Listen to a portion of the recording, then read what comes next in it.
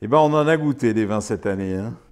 Je pense qu'avec Michel et Denis Hervier, Hélène Durand, Louis-Victor Charvet, on a dû goûter pas loin de 1000 vins.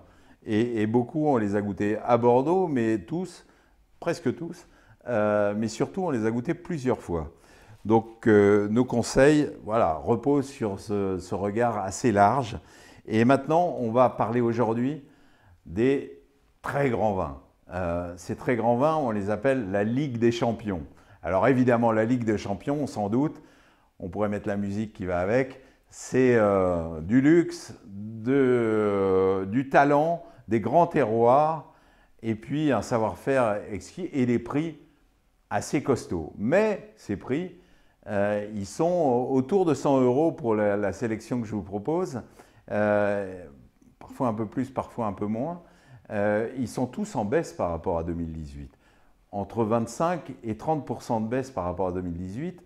Le millésime 2019, on vous le dit, on vous le répète, c'est un grand millésime.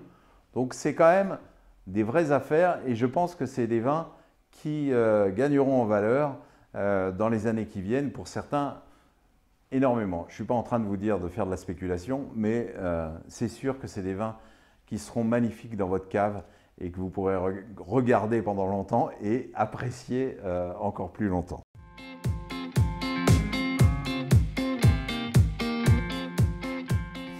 Alors, ma sélection, deux vins à plus de 100 euros et puis quelques autres à moins de 100 euros qui sont tout aussi remarquables.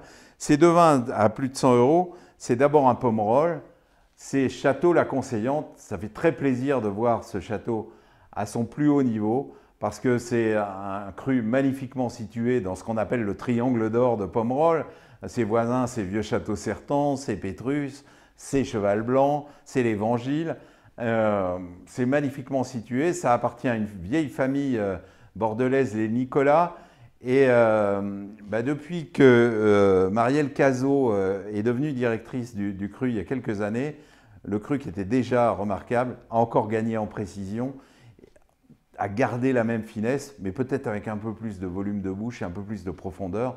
Et là, le 2019, c'est une merveille de parfum et d'élégance et de profondeur. La Conseillante, ça vaut 140 euros. C'est pas donné, mais c'est un vin dont on se souviendra.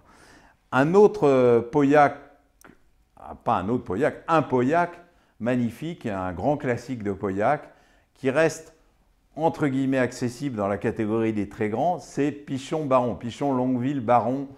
C'est le groupe AXA, c'est Jean-René Matignon, l'un des vinificateurs et l'un des directeurs les plus charmants et les plus précis et les plus compétents de Bordeaux depuis pas mal d'années maintenant. Et bien, Pichon Baron a signé un très très beau millésime. Moi, ce que j'adore dans Pichon Baron, c'est que c'est l'archétype du grand Pauillac. C'est vraiment un vin généreux, structuré, charpenté, mais avec du plaisir, des arômes de Havane. On est vraiment à Pauillac, c'est reconnaissable entre tous. Et ça fait partie de l'architecture naturelle d'une cave, d'honnête homme. Pichon Baron, ça vaut 111 euros. C'est beaucoup plus accessible que d'autres très grandes Pauillac, évidemment. Alors, à moins de 100 euros maintenant, 5 vins qui sont absolument formidables. Et je vais commencer par deux Saint-Émilion qui, pour moi, sont des affaires absolues. La Gaffelière, la famille Mallet-Roquefort, 47 euros prix de sortie public. Franchement, c'est l'un des plus grands Saint-Émilion de cette année. C'est un vin d'une classe, d'une élégance, d'une distinction, mais sans y toucher, sans en rajouter, etc. Il y a une finesse absolument formidable. Et voilà, ça vaut moins de 50 euros. Moi, je serais vous, je me précipiterais. Un autre cru qui est somptueux et qui n'est pas beaucoup plus cher, qui est magnifique. Là aussi, c'est un terroir. Bon, la Gaffelière, c'est un très très beau terroir. Mais ce cru, c'est Trotte-Vieille. Trotte-Vieille, c'est ce plateau calcaire jusqu'à la sortie nord de Saint-Émilion, du village. Trotte-Vieille, c'est la famille Castéja. Ça fait plusieurs années que Trotte-Vieille progresse régulièrement, etc. Mais là, ils ont vraiment fait un millésime de légende, et je pèse mes mots. À 57 €, ça valait 70 € l'année dernière. C'était très très bon, mais 57 €, c'est franchement une affaire.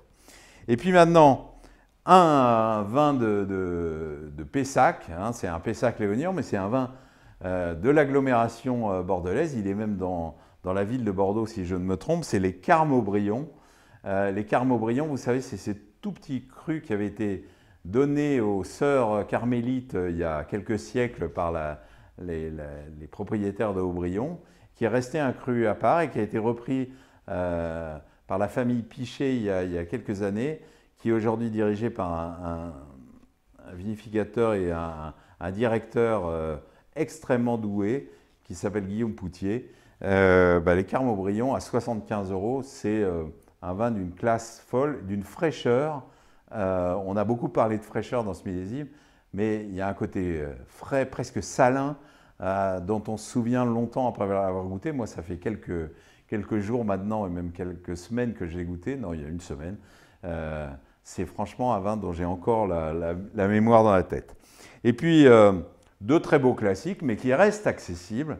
Et ça fait plaisir. Puisqu'on était à Pessac, restons-y. Pape Clément, c'est un grand classique de Bordeaux.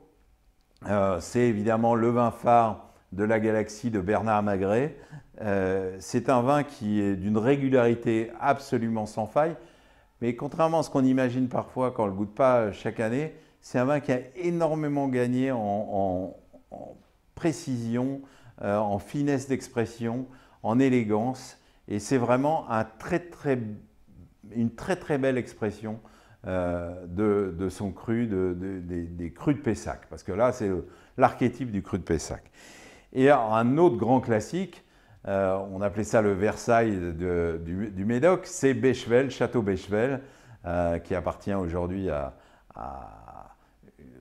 la famille Castel et au groupe Suntory.